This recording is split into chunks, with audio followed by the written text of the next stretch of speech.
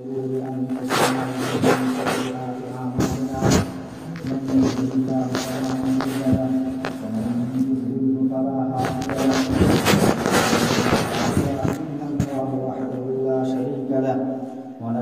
أن سيدنا وسندنا ومولانا محمدا عبده ورسوله صلى الله عليه وسلم وعلى آله وأصحابه وأزواجه وذرياته وأهل بيته أجمعين.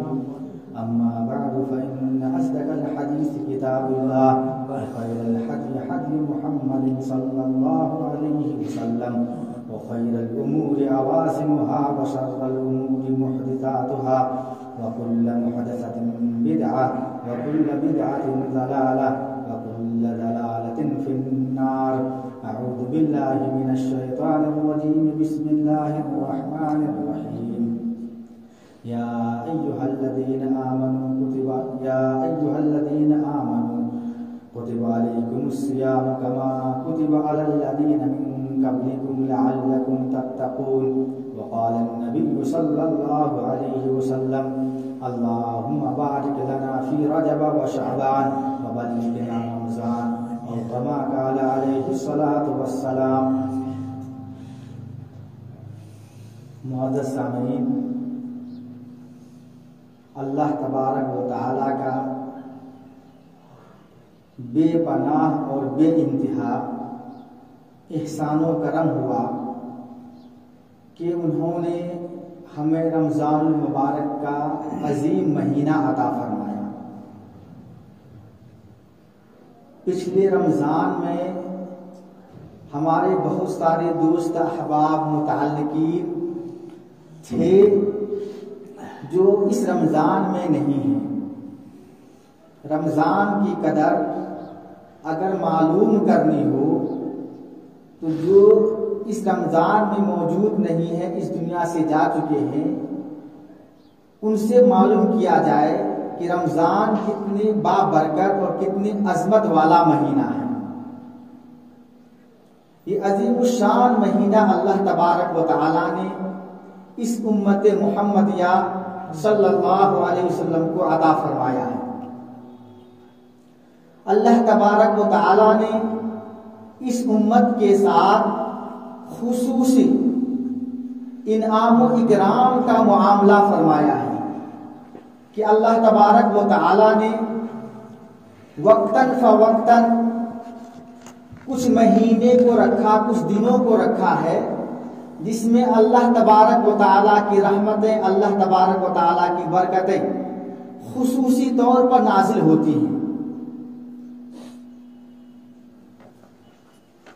رمضان المبارک کا مہینہ اتنا عظیم مہینہ ہے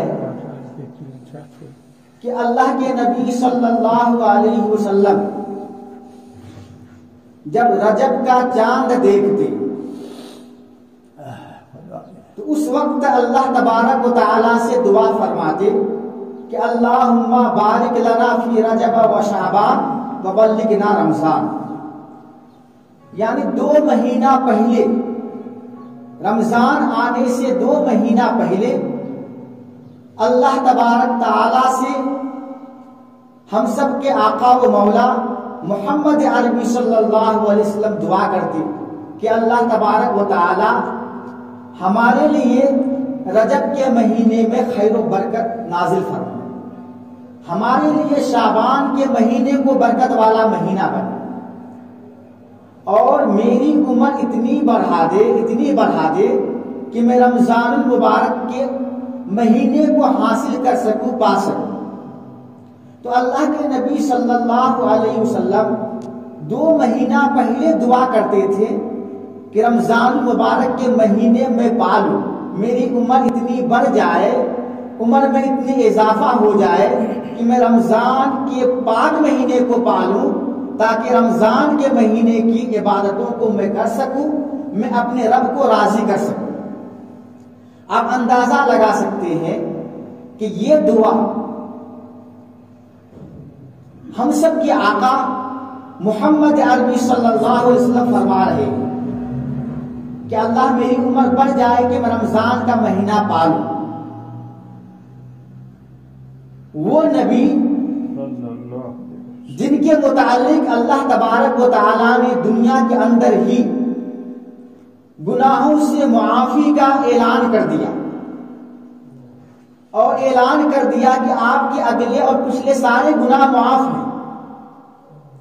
کل قیامت کے دن بغیر حساب و کتاب کے آپ کو جنت کے اعلیٰ ترین مقام عطا کیا جائے۔ تو وہ نبی، وہ رسول صلی اللہ علیہ وسلم 2 مہینہ پہلے سے دعا کر رہے ہیں کہ اللہ میری عمر بڑھ جائے تاکہ میں رمضان کی عبادتوں کو انجام دے سکوں۔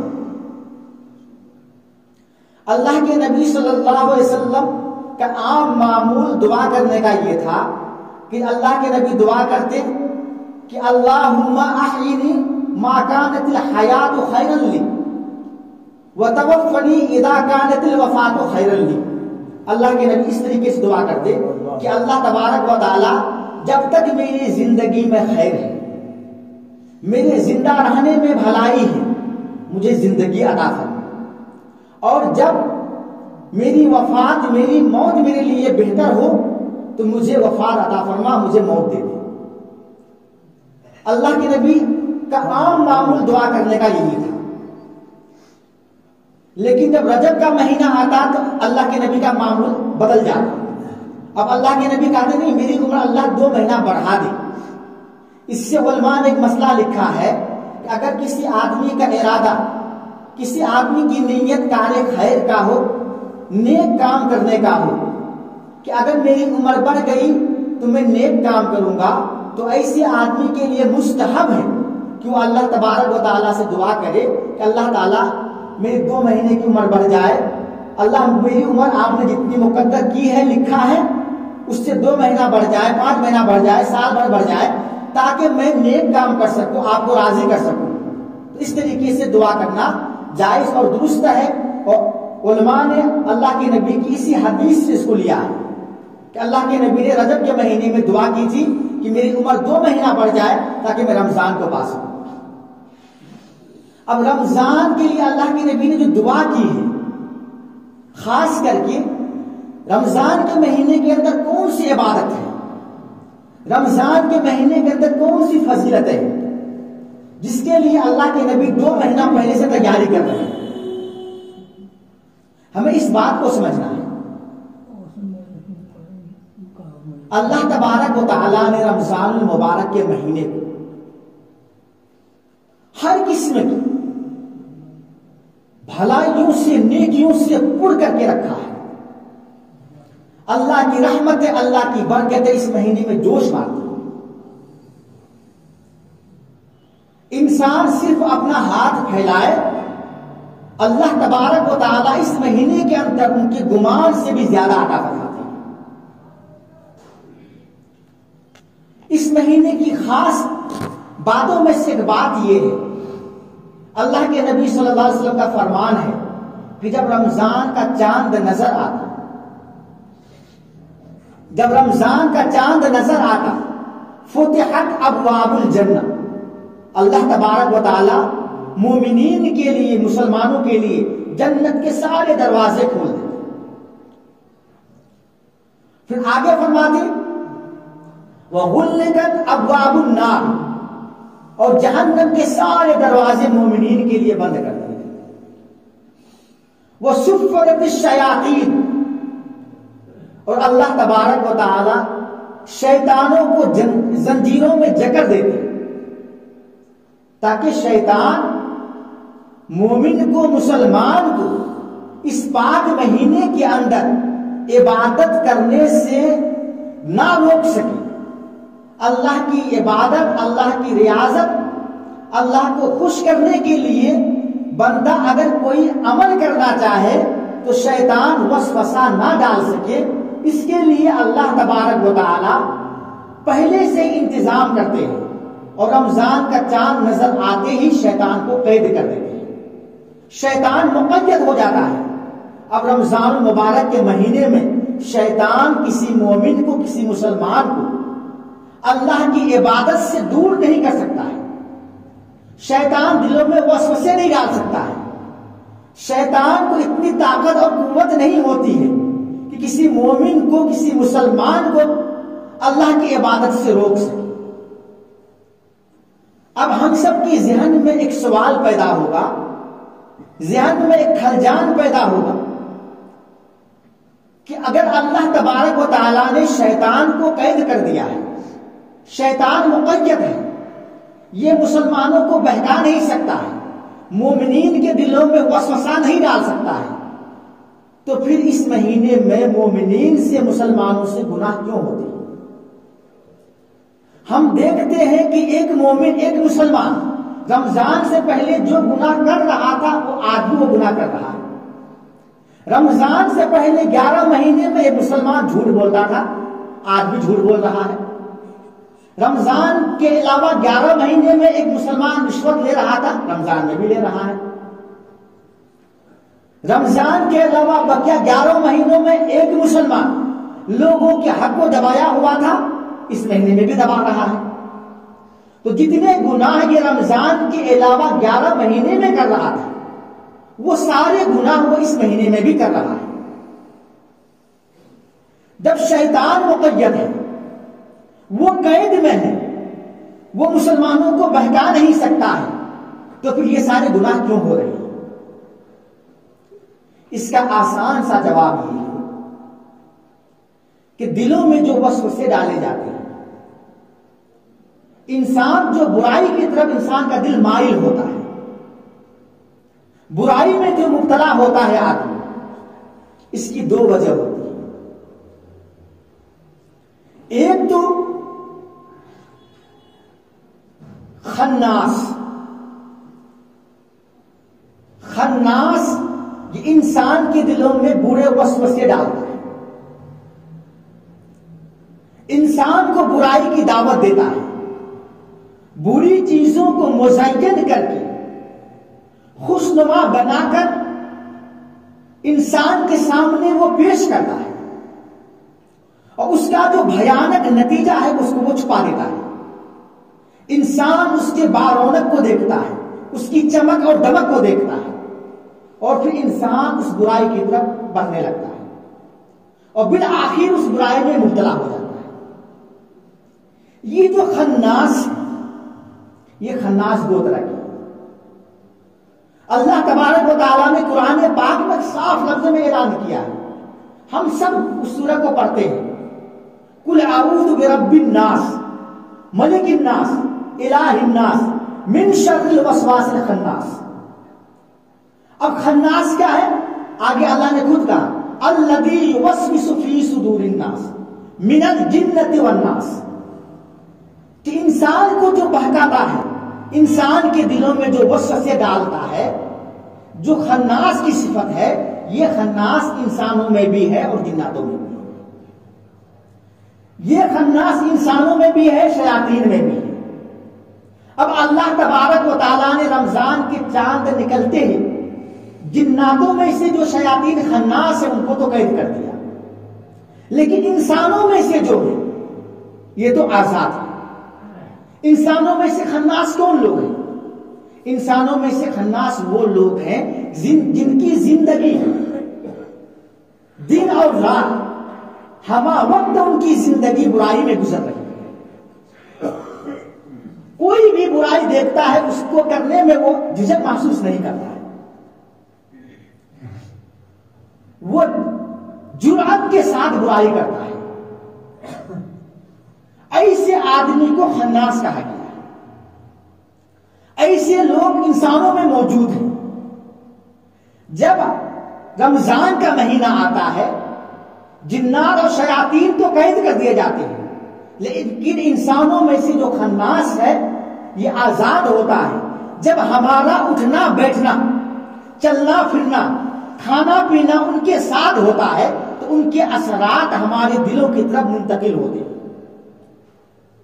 ان کے دلوں میں جو گناہ ہیں، گناہ کے جذبے ہیں، وہ ہمارے دلوں کی طرف منتقل ہوتے ہیں، اور اس کے اثرات کی وجہ سے رمضان مبارک کے پاک مہینوں میں عام انسانوں سے بھی غلطیاں ہوتی، گناہ ہوتی۔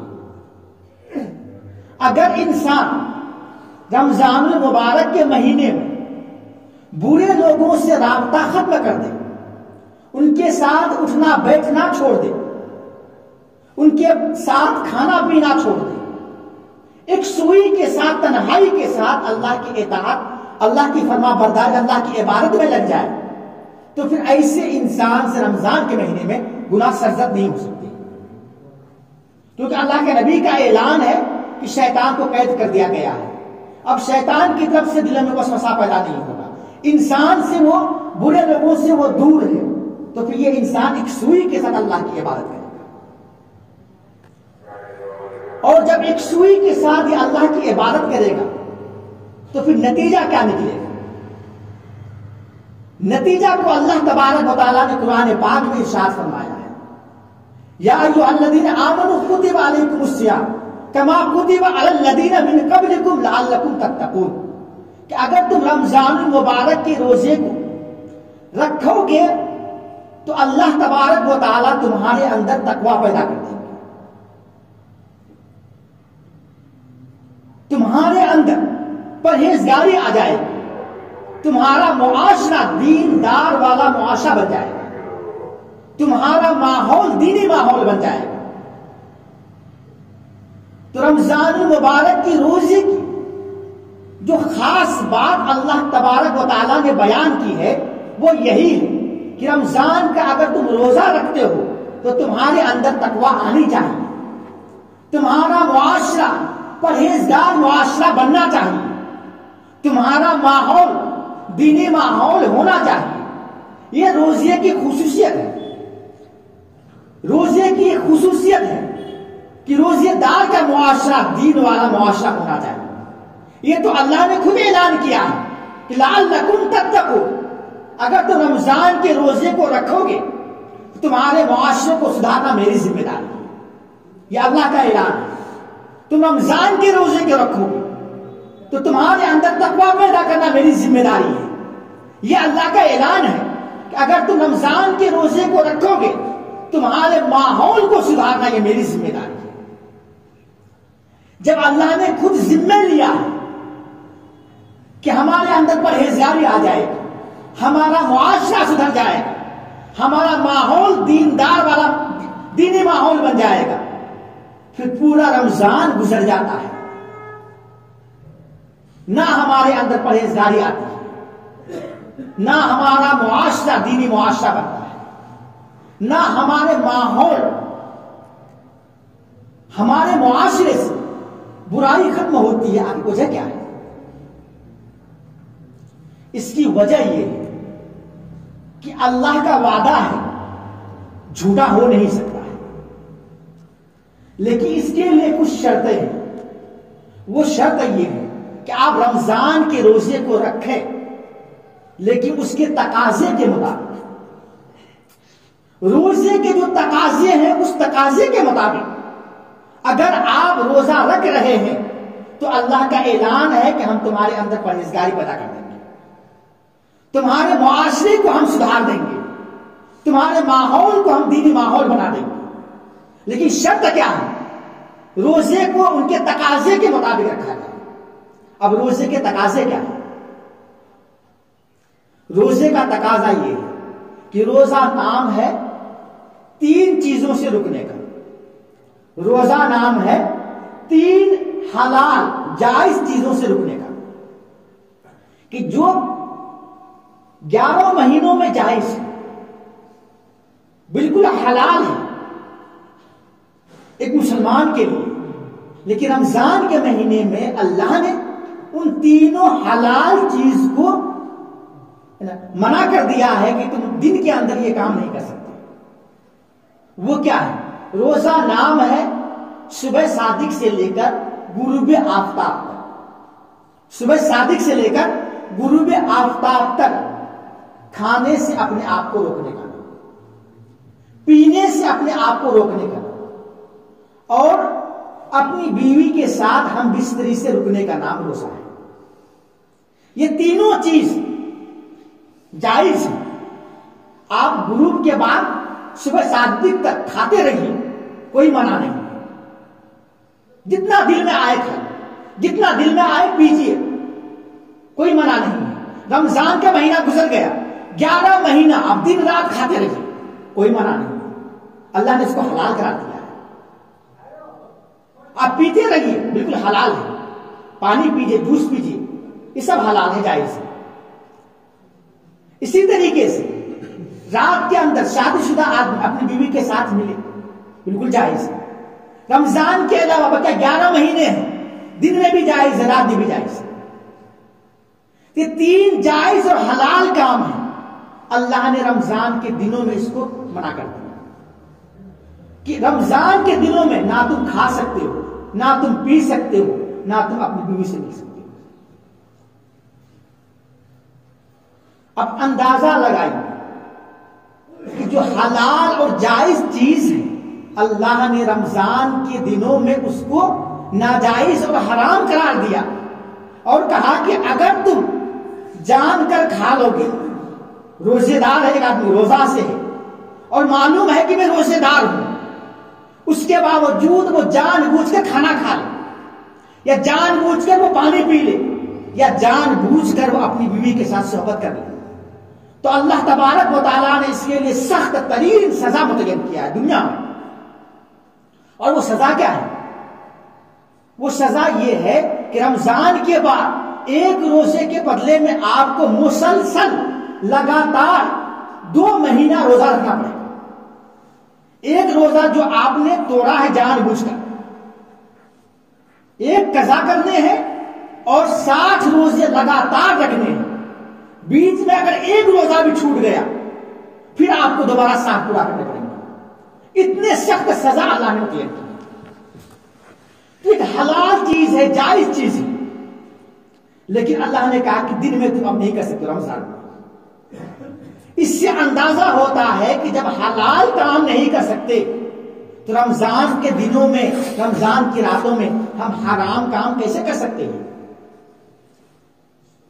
جب حلال سے روکا گیا ہے تو حرام سے تو بدرجے اولا رکنا ہے، اپنے آپ کو اس سے دور رکھنا ہے۔ یہی رمضان کا تقاضا ہے کہ اللہ نے اعلان کر دیا کہ تمہیں دن میں حلال چیزوں سے اپنے آپ کو روکنا ہے، تو اب اپنے آپ کو حرام چیزوں سے روک کر اگر تم روزہ رکھو گے، یہ روزے کا تقاضا ہے، تو پھر تمہارے اندر تقویٰ آئے گا، تمہارے اندر پرہیزگاری آئے گی، تمہارے ماحول، تمہارا معاشرہ دینی معاشرہ بنے۔ یہ رمضان کا تقاضا ہے کہ ہم روزہ رکھیں، جھوٹ سے پرہیز کریں، ہم روزہ رکھیں، غیبت اور چغلی سے پرہیز کریں، ہم روزہ رکھیں، رشوت کھانے سے پرہیز کریں، ہم روزہ رکھیں، دوسروں کو تکلیف دینے سے پرہیز کریں۔ یہ روزے کا تقاضا ہے۔ اگر ہم نے ایسا روزہ رکھا تو اللہ کا اعلان ہے لعلکم تتقون، اللہ نے خود ذمہ میں لیا ہے کہ میں تمہارے اندر سدھار پیدا کروں گا، تمہارے معاشرے کو سدھار دوں گا۔ لیکن حال کیا ہے ہمارے روزے کا؟ ہمارے روزے کا حال یہ ہے کہ ہم صبح سے لے کر شام تک بھوکے تو رہتے ہیں، لیکن جتنی برائیاں ہیں وہ سارے کرتے ہیں۔ ہم جھوٹ بھی بولتے ہیں، ہم رشوت بھی لیتے ہیں، ہم دوسرے کو تکلیف بھی پہنچاتے ہیں، دوسرے کی غیبت اور چغلی بھی کرتے ہیں، سارے غلط کام ہم کر رہے ہیں، اور ہم یہ سمجھتے ہیں کہ ہمارے اندر سدھار نہیں ہو رہا ہے، ہمارے معاشرے سے برائیاں ختم نہیں ہو رہی ہیں، جیسی برائیاں تھی ویسی ہی ہیں۔ اب یاد رکھیے، یہ برائیاں اس وقت ختم ہوگی جب ہم رمضان کو ان کے تقاضے کے مطابق گزاریں گے۔ رمضان کے مہینے کو ہم اس طریقے سے گزاریں کہ ہماری زبان سے جب بھی کوئی بات نکلے تو خیر کی بات نکلے، جب بھی کوئی لفظ زبان سے نکلے اللہ اس کے رسول کے لیے نکلے، خیر خواہی کے لیے نکلے، ہمارا پاؤں چلے تو نیکی کے راستے پر چلے، ہمارا ہاتھ اٹھے تو صدقہ اور خیرات کے لیے اٹھے۔ اگر ہم اس طریقے سے رمضان کے مہینے کو گزار رہے ہیں تو اللہ تبارک و تعالی اس مہینے کے اندر بے شمار اجر و ثواب عطا فرمائیں گے، جن کے متعلق ہم تصور نہیں کر سکتے، گمان نہیں کر سکتے۔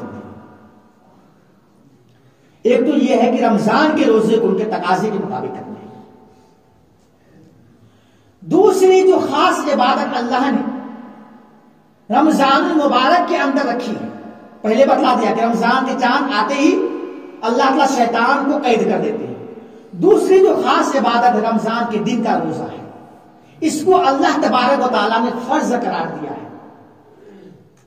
رمضان کے اگر ایک روزہ کو کوئی آدمی چھوڑ دے اور پوری زندگی وہ آدمی نفلی روزہ رکھے، پوری زندگی نفلی روزہ رکھے، اور وہ پوری زندگی کے نفلی روزہ رمضان کے چھوٹے ہوئے ایک فرض روزے کے برابر نہیں ہو سکتا۔ اس روزے کی اتنی اہمیت ہے کہ ایک آدمی پوری زندگی نفلی روزہ رکھے، رمضان کے ایک چھوٹے ہوئے روزے کے برابر نہیں ہو سکتا۔ وجہ یہ ہے، کل قیامت کے دن اللہ تبارک و تعالیٰ کا جب دربار قائم ہوگا، سوال و جواب ہوگا، وہاں اللہ تبارک و تعالیٰ یہ پوچھیں گے کہ تمہاری زندگی میں رمضان کا مہینہ آیا تھا، تم نے رمضان کے ایک روزے کو بلا عذر کیوں چھوڑ دیا؟ کوئی عذر نہیں تھا، کوئی مجبوری نہیں تھی، لیکن اس کے باوجود تم نے رمضان کے ایک روزے کو کیوں چھوڑ دیا؟ اب وہاں ہمیں جواب نہیں بنے گا۔ اللہ یہ پوچھیں گے ہی نہیں کہ تم نے پوری زندگی نفلی روزے رکھے یا نہیں رکھے، اللہ پوچھیں گے ہی نہیں اس کے بارے میں۔ نفلی عبادات جو ہوتے ہیں یہ درجات کی بلندی کے لیے ہوتے ہیں، درجات کی بلندی کے لیے، اور فرض جو ہوتے ہیں یہ دخول کے لیے ہوتے ہیں۔ پہلے آپ کو جنت میں داخل ہونا پڑے گا، اس کے بعد طے ہوگا کہ آپ کو جنت کا جو محل ملے گا وہ کس درجے کا ملے گا۔ جنت میں داخل ہونے کے بعد ہی طے ہوگا کہ جنت کا محل آپ کے لیے کس درجے کا اللہ نے تیار کیا ہے۔ اگر آپ کے نام اعمال میں نوافل زیادہ ہوں گے تو آپ کو جنت کے محلوں میں سے جو اعلیٰ سے اعلیٰ محل ہوگا وہ عطا کیا جائے گا۔ نوافل کم ہے تو جنت میں محل ملے گا لیکن اس سے کم تر ملے گا۔ لیکن جنت میں جانے کے لیے فرض ضروری ہے، فرض پر عمل کیے بغیر کوئی آدمی جنت نہیں جا سکتا۔ یہ اللہ کا قانون اور ضابطہ ہے۔ اللہ کسی کے ساتھ خیر خواہی فرمائے وہ الگ چیز ہے، لیکن جو اللہ کا اصول اور ضابطہ ہے وہ یہی ہے کہ آپ کو جنت میں جانے کے لیے فرائض پر عمل کرنا ضروری ہے۔ اس لیے اگر رمضان کے آپ نے ایک روزہ چھوڑ دیا ہے تو اللہ تبارک و تعالیٰ اس ایک روزے کے بدلے میں ممکن ہے کہ آپ کو جنت سے روک دے، تو آپ کی پوری زندگی کے نوافل بیکار ہو گئے۔ اس لیے اہم ترین عبادت ہے رمضان مبارک کی روزہ، ان کو جو پابندی کے ساتھ ہم ادا کریں۔ رمضان مبارک کی جو تیسری عمل ہے جو بقیہ اور دنوں میں نہیں ہے، جس کے لیے اللہ کے نبی 2 مہینہ پہلے سے دعا کرتے تھے، وہ رمضان مبارک کی رات کی تراویح ہے۔ اللہ کے نبی کا اعلان ہے، من صام رمضان ایمانا و احتسابا غفر له ما تقدم من ذنبه ومن قام ایمانا و احتسابا غفر له ما تقدم من ذنبه۔ یہ تراویح کی جو نماز ہے ہمیں معمولی لگتی ہے، ہمارے دلوں میں اتنی اہمیت نہیں ہے، اتنی قدر نہیں ہے، لیکن اللہ کے نبی نے جو اس کا مرتبہ بیان کیا ہے آپ دنگ رہ جائیں گے۔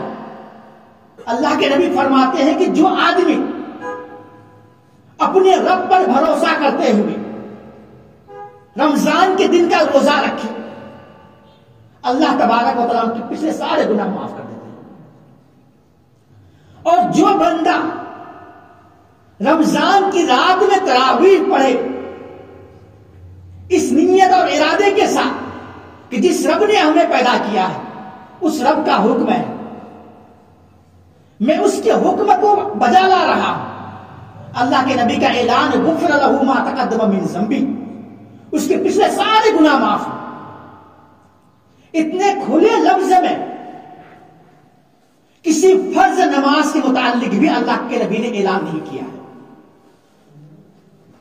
اتنا احادیث میں ہے کہ ایک نماز سے دوسری نماز کے درمیان میں جو گناہ ہوتے ہیں معاف ہو جاتے ہیں، لیکن اس طریقے سے اعلان کہ جو آدمی تراویح کی نماز پڑھے اس کے پچھلے سارے گناہ معاف ہو جائیں گے. اس رمضان مبارک کی خصوصیت ہے.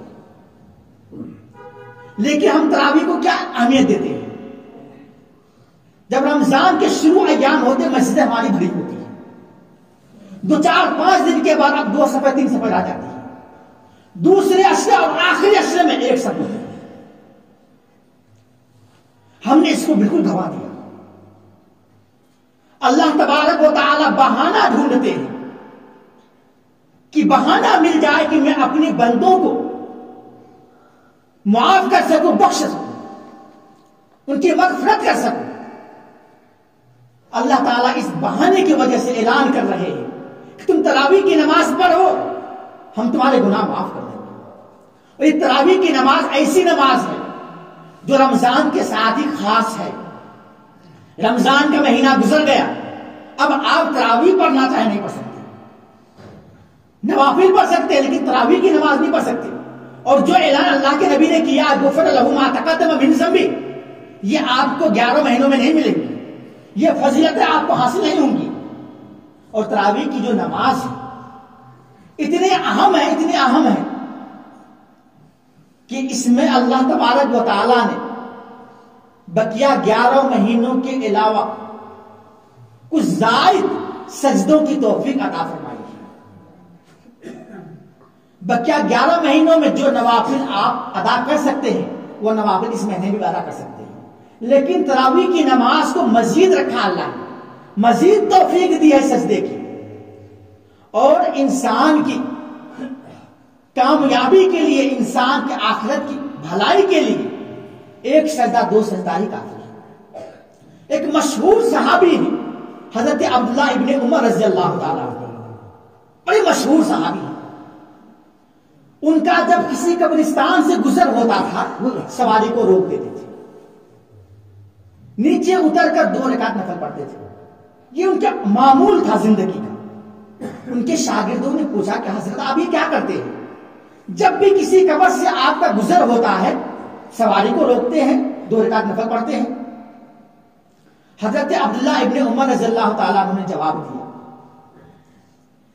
کہ میں اس لیے اتر کے 2 رکعت نفل پڑھتا ہوں کہ اس قبر کے اندر، قبرستان کے اندر جو لوگ مدفون ہیں، اللہ کو پیارے ہو گئے ہیں، وہ اللہ تبارک و تعالیٰ سے عاجزی کرتے ہیں، انکساری کرتے ہیں، دعا کرتے ہیں کہ اللہ ہمیں مہلت دے دے کہ میں دنیا میں جا کر 2 رکعت نفل پڑھ سکوں، 2 رکعت نماز پڑھ سکوں.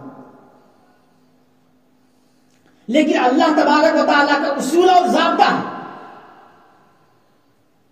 کہ جب ایک مرتبہ موت آ گئی، اس دنیا سے رخصت ہو گیا تو اب مہلت نہیں ملے گی. اس دنیا سے جانے کے بعد اس دنیا سے دوبارہ اس دنیا میں بھیجا نہیں جائے گا، یہ مہلت نہیں دی جائے گی. یہ اللہ کا اصول اور ضابطہ ہے.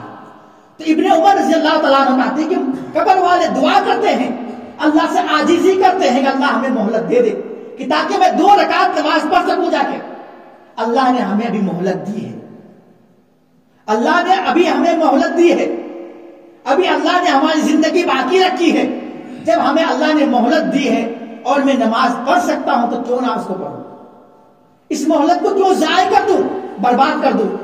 اس لیے میں جب بھی قبرستان سے گزرتا ہوں اس ارادے سے کہ قبر والے تو دعا کرتے ہیں لیکن ان کو مہلت نہیں ہے، لیکن اللہ نے میرے لیے مہلت دی ہے، میرے مقدر میں دی ہے، اس لیے میں 2 رکعت نماز پڑھ لیتا ہوں تاکہ کل قیامت کے دن ہمارے نام اعمال میں بے شمار نوافل جمع ہو جائیں.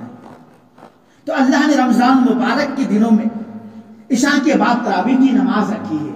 اللہ نے بہت سارے سجدوں کی ہمیں توفیق دی ہے. اس کو ہم ضائع نہ کریں، برباد نہ کریں، ان کو جو ہے حاصل کریں، اللہ کو راضی کرنے کی کوشش کریں. اور آخر میں ایک بات میں بتا کے اپنی بات کو ختم کرتا ہوں کہ اللہ تبارک و تعالیٰ نے اس مہینے کے اندر ایک خاص رات رکھی ہے جس کو ہم لوگ بولتے ہیں شب قدر. 11 مہینوں میں نہیں، یہ رات اس لیے رکھی اللہ نے کہ پچھلی جو امتیں تھیں ان کی عمر زیادہ ہوتی تھی، 1000 سال، 900 سال، 800 سال، 300 سال، 200 سال، اس طریقے سے عمریں ہوتی تھی. اس میں سے بعض لوگوں نے اپنی پوری زندگی اللہ کی عبادت میں گزار دی. جب صحابہ کرام کو معلوم ہوا کہ پچھلی قوموں میں ایک آدمی نے 800 سال تک اللہ کی عبادت کی ہے، دن کو روزہ رکھا، رات کو اللہ کی عبادت کی ہے، نماز پڑھی ہے، سجدہ کیا ہے، بڑی پریشان ہوئے کہ اللہ نے تو ہمارے متعلق قرآن میں لکھا ہے کنتم خیر امتی، خیر امت تو اللہ نے ہمیں کہا ہے، لیکن عبادت تو انہوں نے زیادہ کی ہے۔ اور یہ اصول ضابطہ ہے، عملکم اجورکم، جتنی محنت اتنی مزدوری، جتنی محنت اتنی مزدوری۔ اس آدمی نے 800 سال عبادت کی، محنت ان کی 800 سال کی ہے تو مزدوری بھی تو 800 سال کی ملے گی۔ اللہ نے ہمیں کہا کہ تم بہتر امت ہو، لیکن ہماری عمر ہے 60 سال 65 سال، بڑی پریشانی ہوئی۔ تو اس موقع پر اللہ تبارک و تعالیٰ نے جو ہے کہ سورہ انا انزلنا نازل کیا اور شب قدر کی بشارت دی کہ اگر تم اس ایک رات میں جا کر عبادت کر لو گے تو اللہ تبارک و تعالیٰ تمہیں 1000 مہینوں کا ثواب عطا کرے گا، 83 سال تک عبادت کرنے کا ثواب ملے گا۔ میں جلدی اپنی بات ختم کرتا ہوں کہ یہ جو ہے شب قدر آتی ہے رمضان کے آخری عشرہ کے تاک راتوں میں۔